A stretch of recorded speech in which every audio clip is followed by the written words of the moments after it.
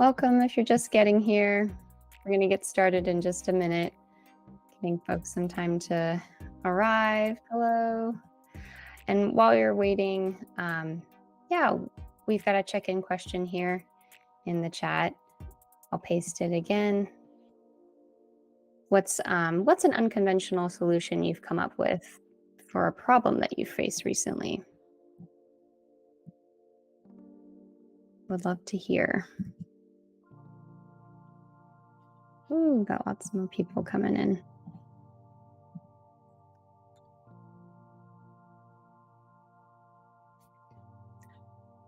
Awesome. Shunya says, I forget to take things with me all the time, so I have an Alexa routine set to remind me to take essentials when leaving the house. Oh, love that. Yeah, that reminds me of mine. It's not as unconventional, but I set timers for everything. I set timers anytime I do anything in the kitchen. It's got to be a timer or the house is burning down. Oh, yeah, I understand. Yeah. Okay. Well, we're a couple minutes in. If you have some unconventional solutions, pop them in the chat. We want to hear. I'm going to get us going so we can stay on time. So, yeah. Hello, everybody. Thanks for being here. My name's Daria. For those of you who don't know me, I'm a host at Focus Space. Quick intro to Focus. Focus Space is a virtual co-working community that hosts weekly and monthly planning sessions, 15-minute daily goal-setting calls, and end-of-the-day check-ins and some body doubling to knock out your goals. We're kind of like a gym for getting things done. We also offer 1-month free trials as well as free planning each Friday and Sunday. So lots going on here. But today we're here with Meredith Nauer, a professional ADHD coach, consultant, and tutor with autism and ADHD. Meredith helps her clients use their strengths, downplay their challenges, and ease through transitions and create some structure in their daily lives. And today, Meredith is sharing strategies for how to build habits and systems that work for our unique brains. We'll cover differences between neurodiverse and neurotypical brains, learn to adjust our expectations, get rid of barriers, shift habits, find support, and play to our strengths. I'll pass it off to Meredith to get us started. Thanks. So, yeah, I guess we can get started with the first section, how your brain works. So, I'm not sure if any of y'all are familiar with dopamine, the magical neurotransmitter that just seems to, be involved in all of our executive functioning skills. So in many neurodivergent brains, when compared to neurotypical brains, we see that there are disruptions in the dopamine pathways, whether it's, it's not firing when it's supposed to, or the message gets lost somewhere along the way. And so keeping in mind this particular difference. So like, for example, with ADHD brains, dopamine does not get released when we think about long-term goals. But for neurotypical people, that's exactly what happens. All you have to do is, think about that A at the end of the semester, or what that project will look like when you're finally done, like remodeling your closet or something along those lines. And a little bit of dopamine releases. And when that happens, it allows us to use all of those executive functioning skills like planning, or just straight up getting started with the thing in the first place. So, it's really important. And one thing that I want y'all to keep in mind about dopamine, it is the reward neurotransmitter for sure, but it's more than just rewards. It also reinforces. So it doesn't just release with positive things, the typical good job, here's your Skittle, right? It also releases with things that we really want to remember in the future, such as an argument. Dopamine gets released during arguments. Fun fact, you make your point, and then, you feel very justified in that. And So the dopamine releases, and that reinforces the argument continuing. So, you know, with positive things, though, rewards can be very powerful, especially when it is an immediate reward. Um, I work a lot with people with ADHD, and um, one thing that we found through research is that immediate gratification is very much the way to go. So if you can break your tasks down into smaller chunks and then reward yourself for those smaller chunks. For example, something I've recently started doing is I found this Pokemon game online. And so I'll go do a chore, come back, play some Pokemon, like 2 or 3 battles, go and do another chore, and then come back. And I've honestly surprised myself with how clean I was able to get my bathroom through just a few hours of going back and forth. Um, so yeah, would love to know, what are some rewards that could potentially work for y'all, whether it's big or small. I love chocolate. Yes.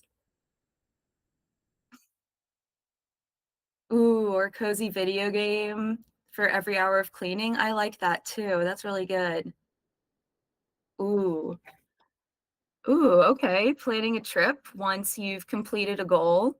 Nice.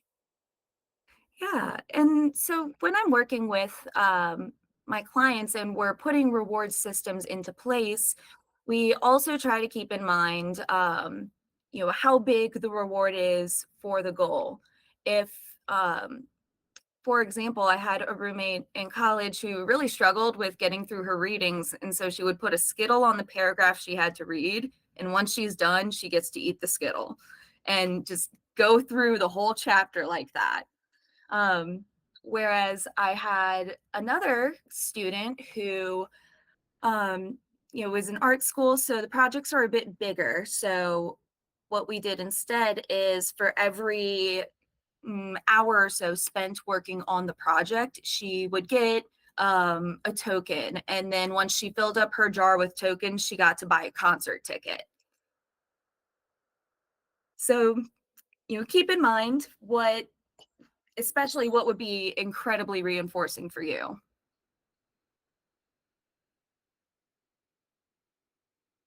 All right, and we can go to the next slide, adjusting our expectations.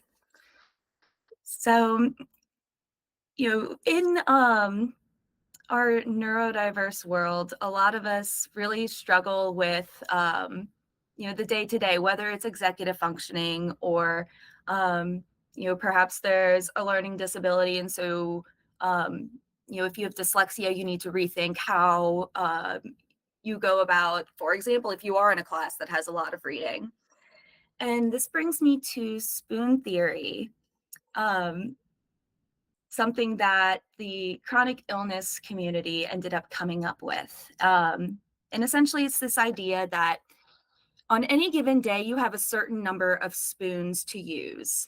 And everything you do throughout the day costs a certain number of spoons. For one person, just getting out of bed and getting dressed might take a spoon. For another, that might take 2 spoons. So, as you're thinking about spoon theory, using it, think about it as sort of an energy management system. If you only have so many throughout your day, it kind of makes you think, what do I need to prioritize for these spoons? Is, for instance, doing the laundry and completely getting through it, is that worth the 2 spoons it might take? Or should we break it up and just throw it in the wash, switch it to the dryer, and that can be it for today? And so in adjusting your expectations, we want to think about what is realistic. If you're at work, for so many hours a day and find that you're drained getting home, it might not be feasible to, cook a whole meal every single day when you get home from work. And in fact, we're not really meant to do that.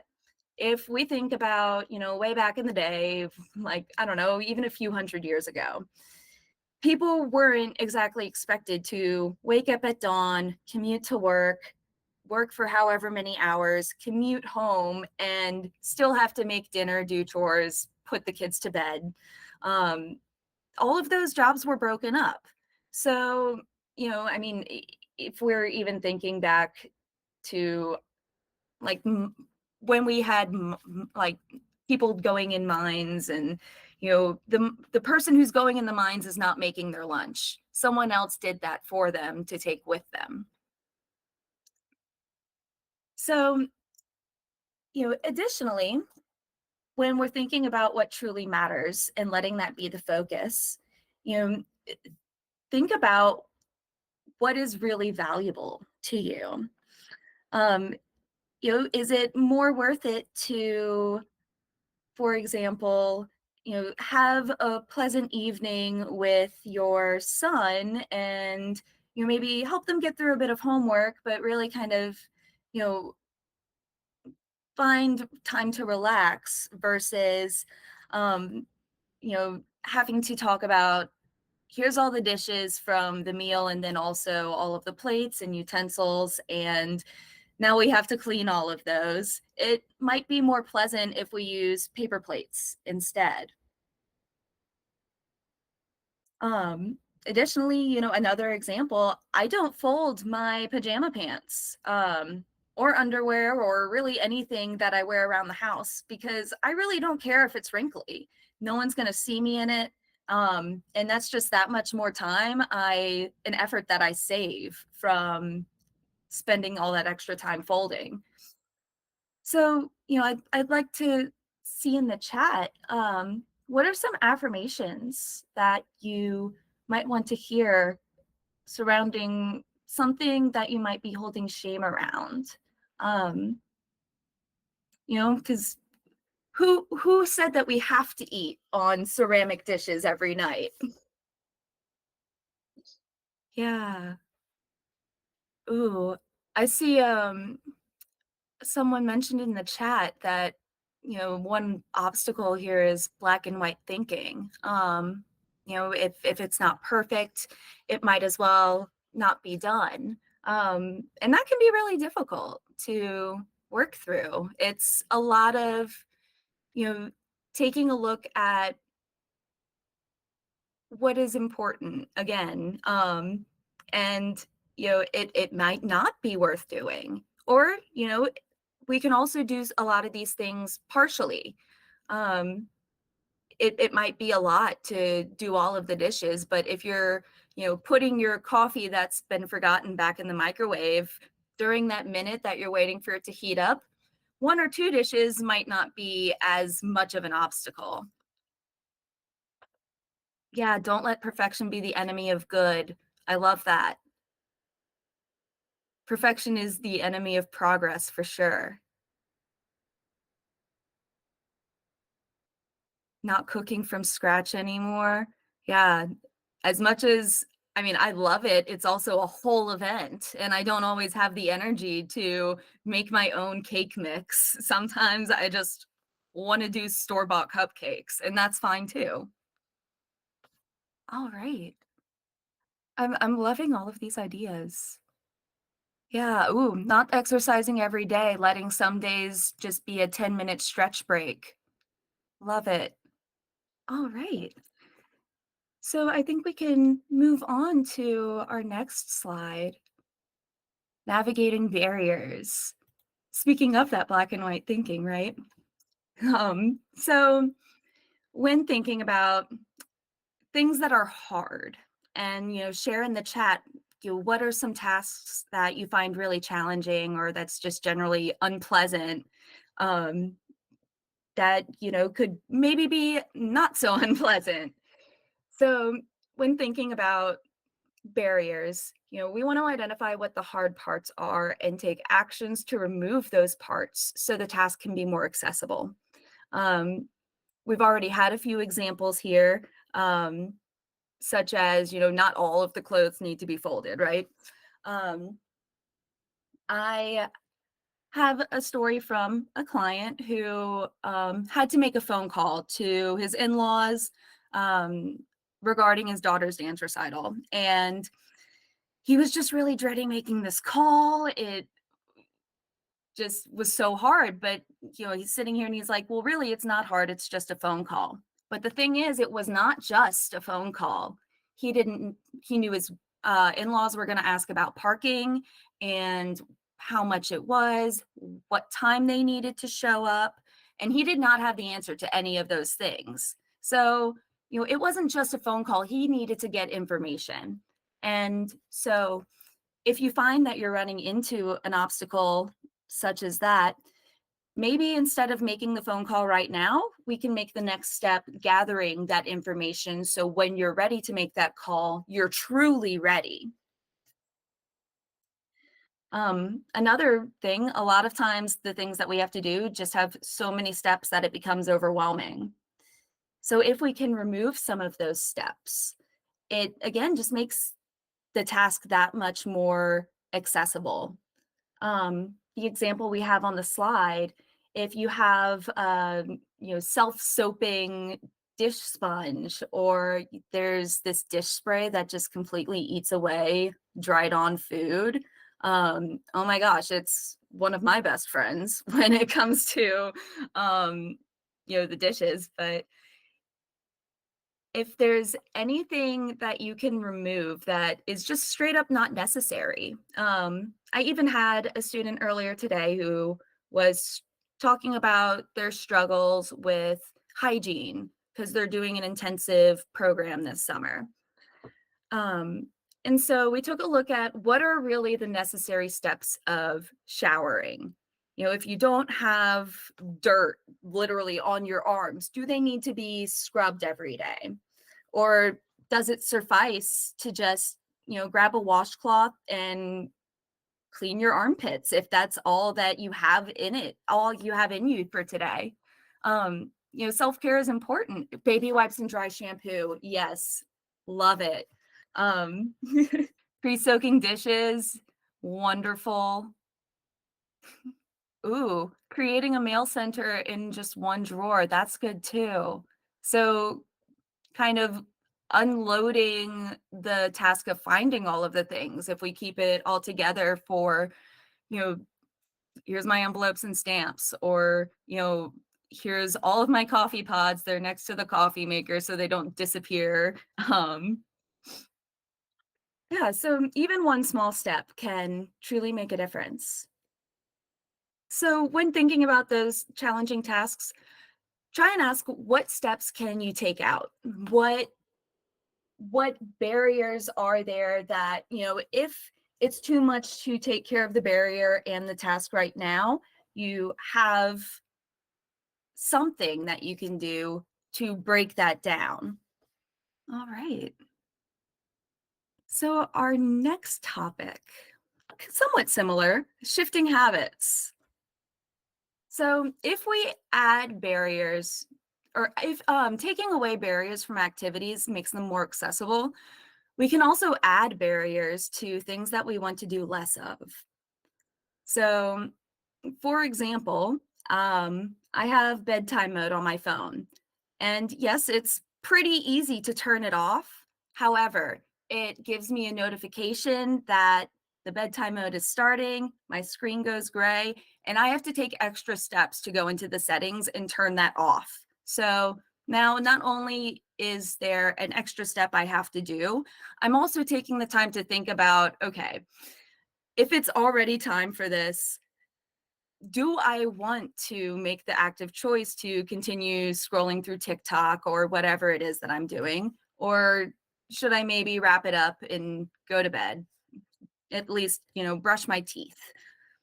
And when you're shifting these habits, I want you to think about how you already operate and see if you can shift your habits to fit what you're already doing.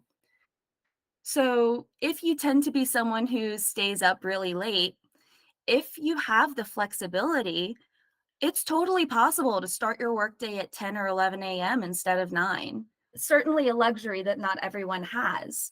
Um, but even so, if you have, I know probably a lot of us have a floor drobe, or a clothes chair where I've only worn the shirt for an hour, and so it's not dirty yet, but I can't put it back in with the clean clothes.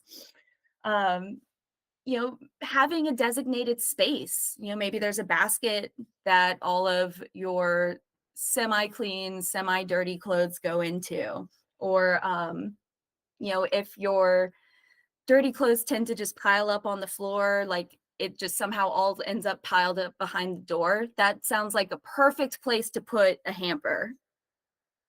I'm seeing lots of responses in the chat. Um, love the child blocks for specific websites, so you have to make a conscious decision to use it. Getting a docking station if your phone dies all the time, amazing. Ooh, deleting the Instagram app, so if you want to log into it, you have to go through Chrome and then log in. It's not already set up for you. I love it. Yeah. So, and there's kind of a theme here, right? Of especially when you're in your own home, that is your comfort space. That is for you. And you are more than welcome to create whatever kind of systems you need to be able to function well. I give you permission. Ooh, setting alarms for task transitions is a good one too. Even just a few minutes warning of, hey, you don't have to stop now, but you're gonna have to stop in a minute. It can give you a moment to digest that before moving forward. All right. So next we have finding support. So, if we are to practice that radical acceptance that, I'm just not great with time management. I can try and put things in place to help me out.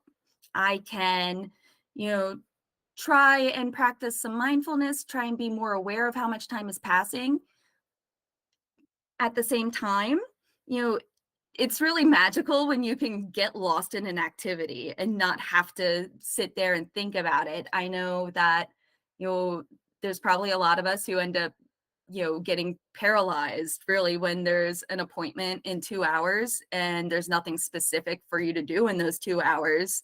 It's time for waiting mode, for example. And that is where not only supportive technology, but supportive people around us can come in incredibly handy. Um, if you are able to set an alarm, then that allows the freedom for you to get lost in the time in whatever it is that you might be doing.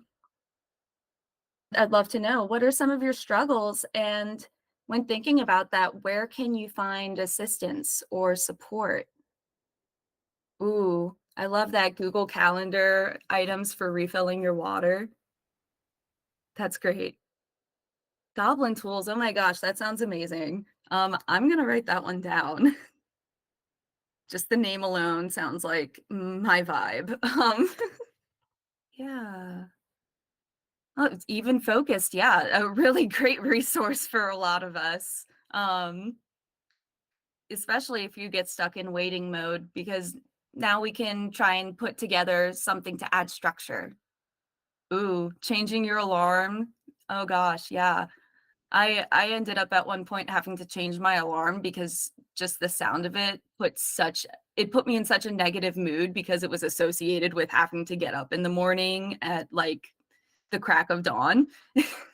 Yeah, so any friends, any loved ones, partners, um, even roommates, in our example, we have taking turns cooking dinner because it's hard to cook for one person anyway.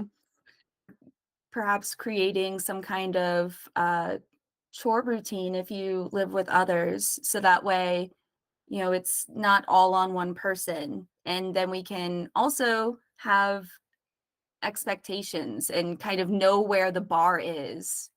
Ooh, the sunlight alarms are nice too. I recently moved from the South to Ohio, and in the winter I had to use a sun lamp because it not getting light out until like 9 a.m. was really doing a number for me. Yeah. Um, and with the support of technology as well, I mean, there's so many different apps out there, or even products. Um, and I there are people who, especially when they have a loved one who experiences a problem, there are people who will look for solutions to those. For example, with mobility issues, there's a tool that helps people put on their socks when they have trouble bending over. And, that's not necessarily something you might think about unless you've been in that position or have a loved one who has. I'm seeing Alexa routines pop up a lot in the chat too. Yeah, anything that you can automate like that is just, oh my gosh, it saves so much brain space. Ooh, someone brings up a good point about consistency, and consistency definitely is hard. So, and when you're making these changes, I actually encourage you to try and pick one or two at a time and let them be small. Um, because it's a lot easier to, say, I'm going to go for a 10-minute walk outside every day than to try and create a whole hour-long gym routine every day, especially if you don't get a lot of exercise as of now. That can be really hard to keep up. All right. And so lastly, I want to talk about playing to your strengths. So, there's, especially when, you grow up neurodivergent, or, you were diagnosed as an adult, there's we've been getting a lot of messages that, oh, you should be doing these things, or why can't you just, or, if only you applied yourself, right? And, you know, what we could do instead is really kind of focus on the things that work really well as opposed to the things that don't. So, if you can play to your strengths and really recognize what they are in the first place, that can really do a number on your self-esteem and give you a boost. Um, even if it's not necessarily like a character strength, maybe, it's a really strong routine. I'll be talking with clients about, medication, because again, consistency is hard. And, you know, we think about what are the things that you do every day around the time that you're supposed to take your medication. And that might be a meal. And so, okay, if it's a meal, how can we try and link those things together? Maybe you keep your medication in your cabinet with all of your plates. And so when you go to get your plate, you grab your medication because it's right there. And once you identify your strengths, try and use them every day. If I were consistent with meals, yeah, no, I feel that. And so again, this is where it's what works for your brain, right? And you know your brain best. You've been living with it your whole life. So, if consistently eating meals, like that just might not be the thing to link it to. And so, this is where thinking about what you're good at, what you've already established, can come in handy. And the more time you can make for your strengths, I mean, it feels good to do things that you're good at, that you enjoy. And so if you can set aside just a little bit of time every day, for example, if you're a really, really creative person, find ways to engage your creativity throughout the day, whether that's taking a break or, For example, I did not use my planner consistently until I got a bunch of stickers and colored pens, and I would decorate it while I'm filling it in. Oh, I love that. I have my role in the village and I can't do everything, but I can do my part really well. Yeah, that's really kind of the theme, I suppose. If you can recognize, what things you need a little bit of help with and what things you could help others with, it just opens up a lot of room for not only for you to not have to struggle, but also for you to really feel good about what you can do for others. Yeah, stickers are much more fun than just being reminded about what needs to be done. I find that if it's not colorful, it's not going to keep my attention and I'm not going to want to interact with it. So, might as well do something to spruce it up and make it appealing. Yeah, community support is really, really great, especially if you can find a community of people who are understanding. I think, especially when we aren't engaged with our community, it's really easy to feel isolated and like you're the only one who's experiencing the things that you are. And yet there's 8 billion people on the planet. Surely someone knows what you're going through. All right. So, thank y'all for participating and engaging with these questions. I think we have some time to answer questions. Awesome. Yeah, definitely lots of time. There was a lot of great stuff going on in the chat, so I was trying to manage it. And sorry if we missed anyone's questions. Meredith, did you speak to Laren's question around being chronically late? I'll just read it and you can let me know. Sorry if I missed you saying this. Question was, I'm chronically late for things, including my job. I'm to the point of radical acceptance.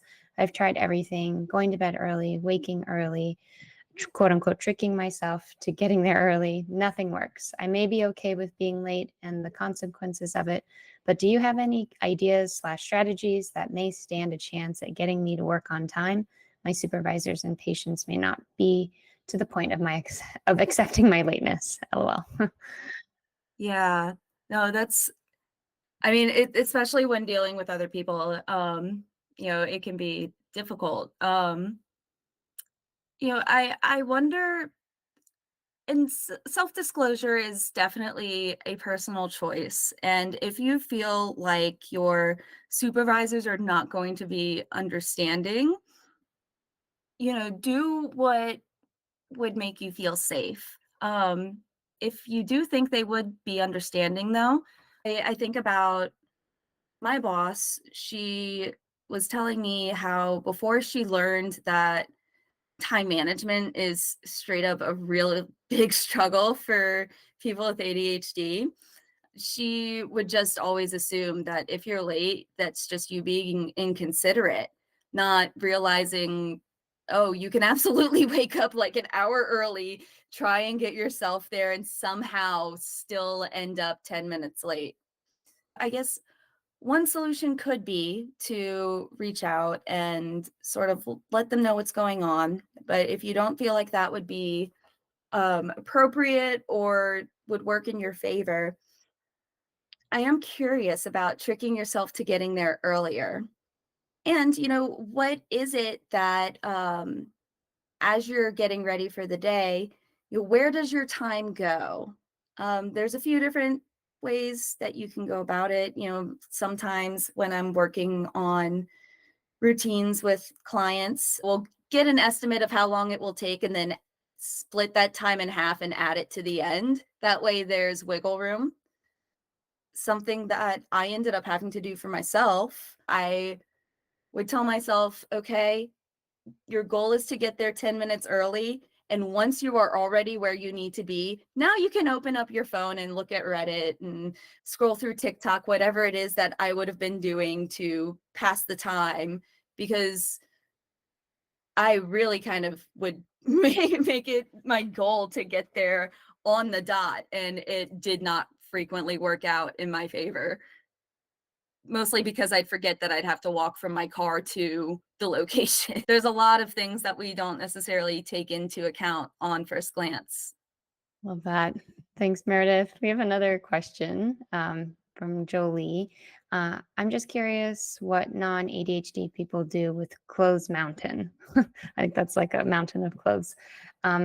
Like they can just immediately decide how dirty it is and then proceed accordingly by folding it or putting it in the hamper. That's wild. Maybe that was just a comment. I'm not sure, Jolie, but if you want to elaborate, feel free. I mean, I agree, it is wild. Half joke. I was kind of curious about it too. I think it stood out to me because I do have a bit of a clothes pile. I think someone had mentioned a strategy for this, but I'd be curious to know what you've done or have heard, Meredith, around clothes that you've worn for a day, but they're not quite dirty enough to put into the hamper, but they're not clean, so you don't want to put them back into the drawer they came from. So I have this rack that just gets piled with clothes, and I lose stuff under there, so I actually forget to rewear them, and then I end up just kind of washing all of them at the end of the week, and it doesn't feel like the system's working. Yeah. That's a good question.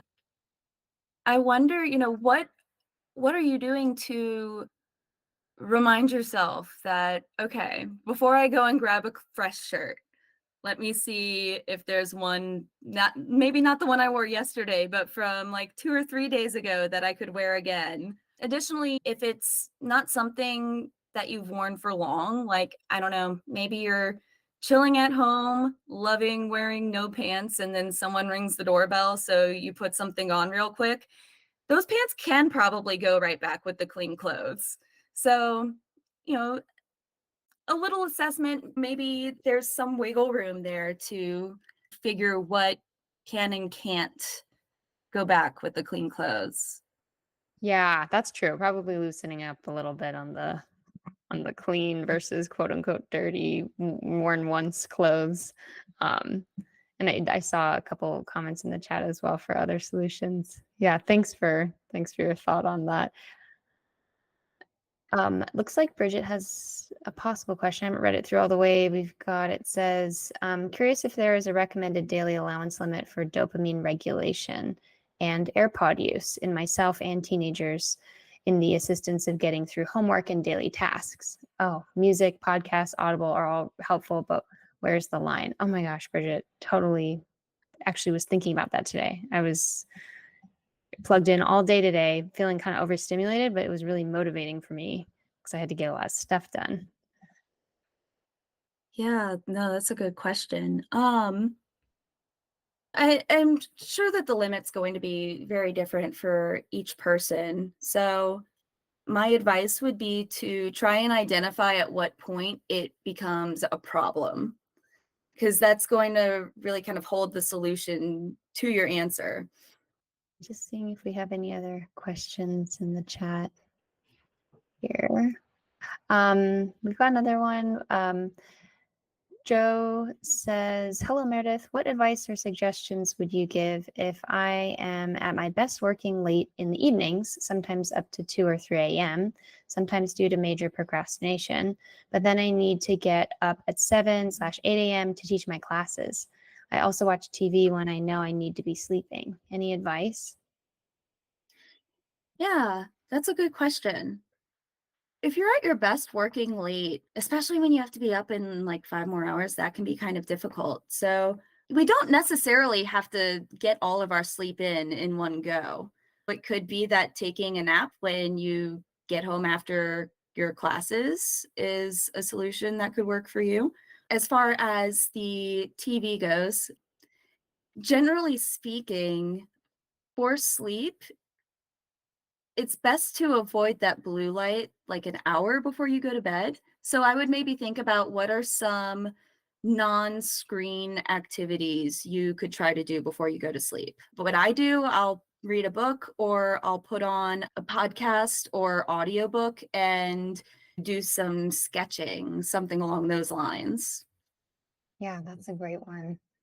I'm not sure if you haven't answered this one, Meredith, but I'll go ahead and share. And I think I also have a small resource to share too. But Esther asked, what kind of therapist do you recommend for cognitive, in parentheses, brain injury, dysfunction, executive function, hoarding, compulsively distracting with Facebook, Chrome, YouTube, when I have a huge deadline?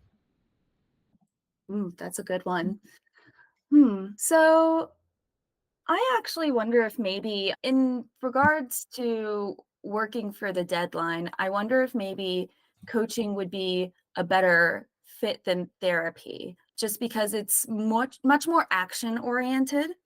So I suppose I could take a moment to kind of make the distinction between the two, because there is some overlap, like self-esteem comes up, for example, during coaching sessions and in therapy sessions as well. Therapy is a lot more focused on building emotional regulation skills or healing from a trauma, or really kind of getting some of those tools to help you with more of the emotional aspect. Whereas with coaching, you would take a look at, okay, so what are the things that are getting in your way for starting with the task? What could make engaging in the task a bit easier or more pleasant?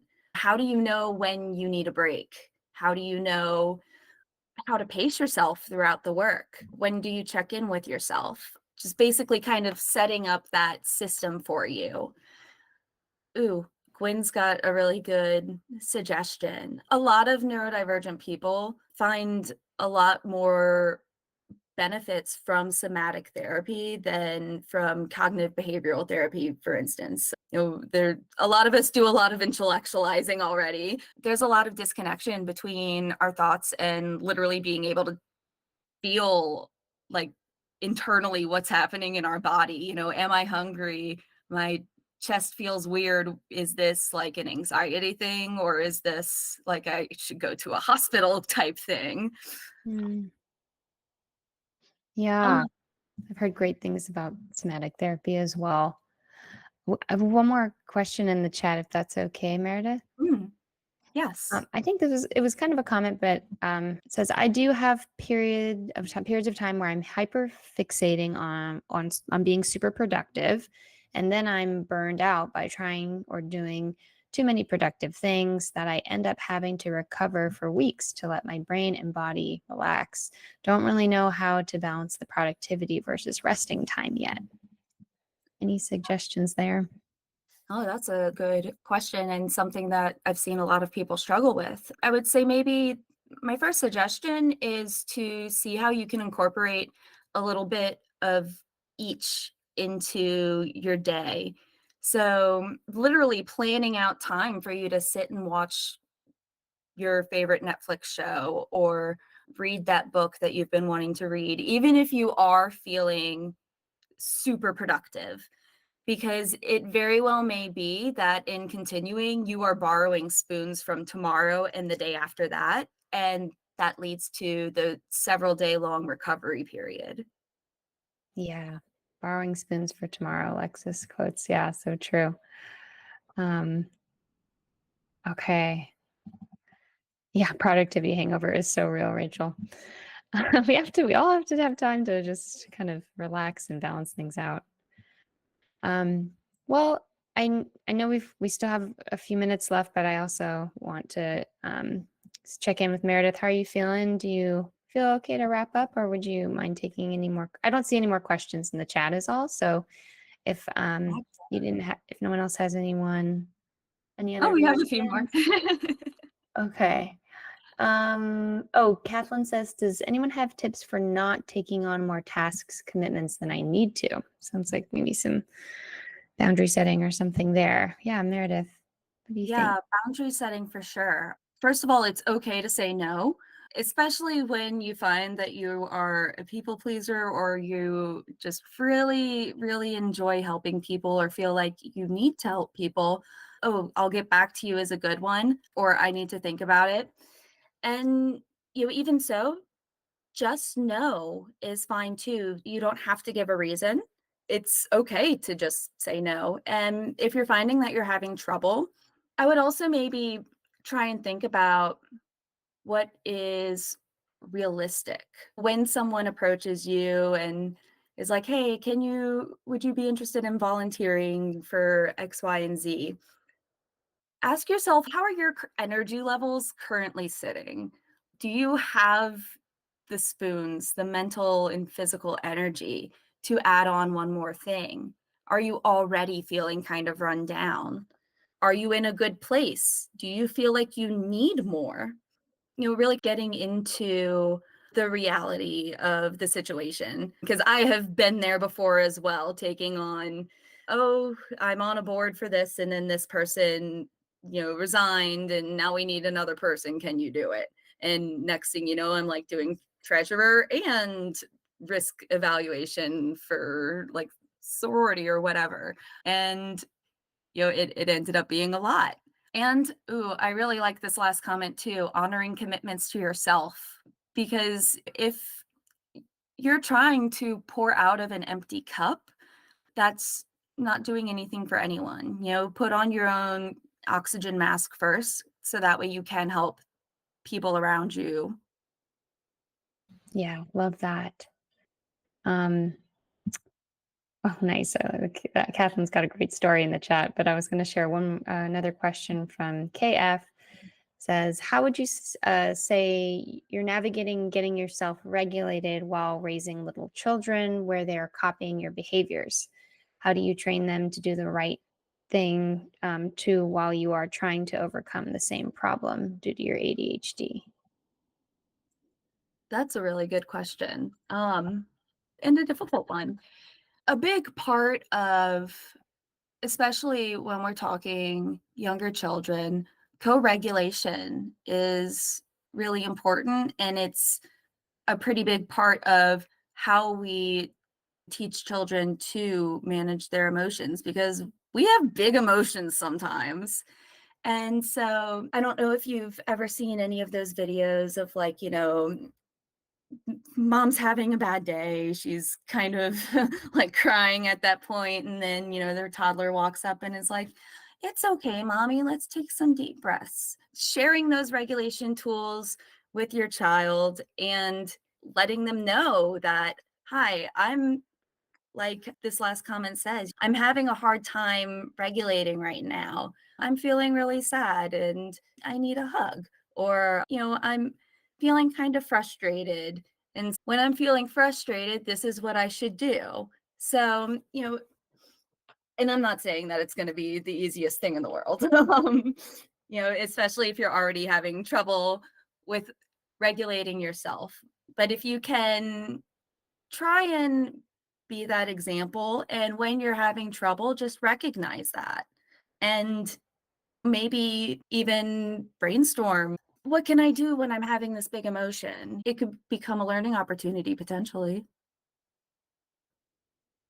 Mm, yeah, so many good resources. And I see some more even getting shared in the chat Mhm. for regulation. That was a great question. Thanks. I see we have just a couple minutes left, so I think this might be a nice time to wrap.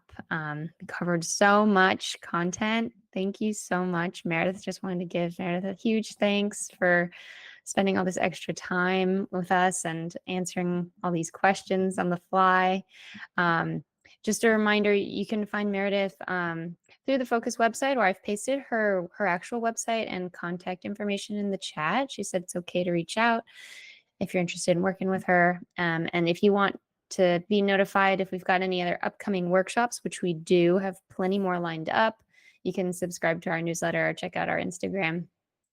Yeah, time flies so fast. It does.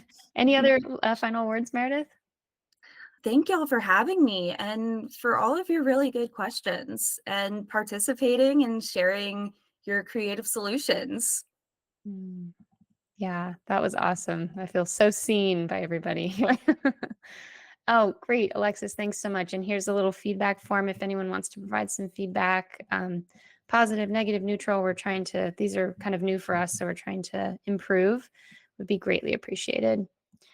Thanks, everybody. Have a great rest of your evening, and we'll hopefully see you at the next one. Take care.